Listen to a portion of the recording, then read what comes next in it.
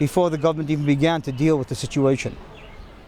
And the fact, of course, is that today, 28 years later, from when the first rocks were being thrown, which didn't start in '88, but started before, to this very day, Jews are still being killed, being murdered by rocks. By rocks. I'm not talking about the drive-by shootings. I'm not talking about the use of all the weapons that were supplied to the PA, to the Palestinian administration. I'm not talking about the army that they built up over the years and they've been allowed to rebuild now in the recent years.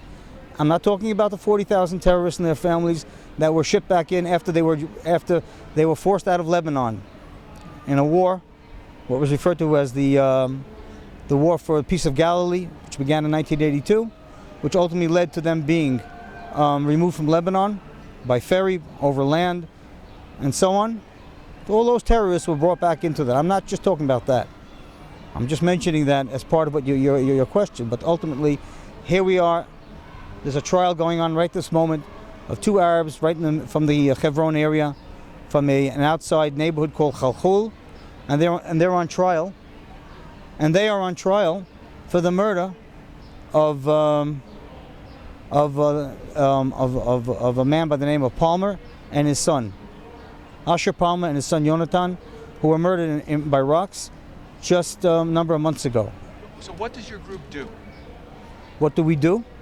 Well, we're involved in 5 areas in the lives of what goes on in Judea Samaria. You mean geographical areas or topics? No, in five specific areas that we deal with. Specifically the areas of security of the communities throughout Judea, Samaria, and Gaza. So, one of the major programs that we're involved in is what's referred to as the rapid response teams. These are volunteer SWAT teams, like you have here volunteer firemen. Well, we have volunteer SWAT teams. These are small teams that have been set up in the various communities to deal with the security problems that they face, specifically the concept of infiltrations. Infiltrating the communities that result in what people have known. One of the most commonly known instances was what happened to the Fogel family in Itamar. Now it's getting close to a year and a half ago, and they murdered 5 members of one family. In Itamar, 20 people have been murdered since the first Intifada began. The Fogel family is one of 2 families of the type of attacks that I'm talking about. What other kind of things do you involve yourselves with? We're involved in medical projects throughout the communities and strengthening them, helping set up within the rapid response teams emergency trauma rooms, mini trauma rooms to deal with in the event of an attack, to keep people alive, because most of the areas are closed down, shut down once a terrorist attack takes place. You can't simply put those people on an ambulance and get them out of there. You can't even airlift them sometimes out of there because they won't allow helicopters to fly into the area until they know that the terrorists have been cleared out of the area, and so on and so forth. So we're involved in it's a 3-part program in the medical projects. We're involved in the legal aspect of defending people who have gotten arrested and defending themselves. That's really what we started in 1988 under the guise of the name of the organization was Matir Asurim. That was the first group that we started in '88. What does that mean, Matir? Matir Asurim. Redeeming the captives. Redeeming the captives. Right. And at the time, many people were arrested because they were responding to the attacks on the roads and so on. And their properties were being damaged, their businesses, their vehicles, and so on. And the reaction of the government and the army was to, rather than deal with the real problem and go after the perpetrators, they went after the weakest link, those that responded. The Israeli government went after you, saying that that's right. The Not Jews went, living there. Still do, to this very day. Avraham Herzlich had a daughter. Talia Herzlich married. Right, Binyamin Kahana. Binyamin Zev Kahana. That's right. They were murdered in one of the types of attacks that have become very common in the time preceding and during Second Intifada till today. That is, of course, because they were given those weapons that I mentioned earlier.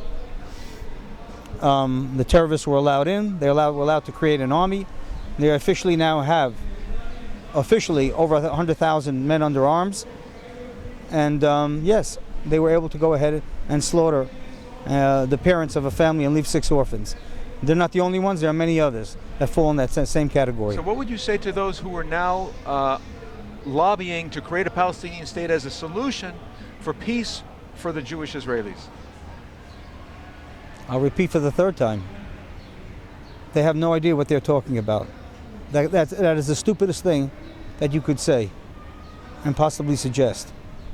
That a Palestinian And it's the state furthest would thing mean from peace. reality.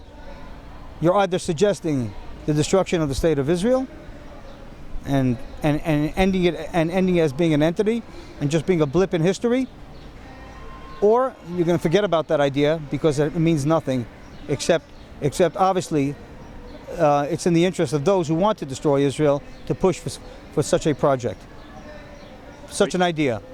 Are you saying the Netanyahu government is in the interest of destroying the state as it exists The today? Netanyahu government, although they officially accepted, quote unquote, the idea, the concept, they said that their claim is that they have no intention of putting it into effect in the framework of what people are thinking about.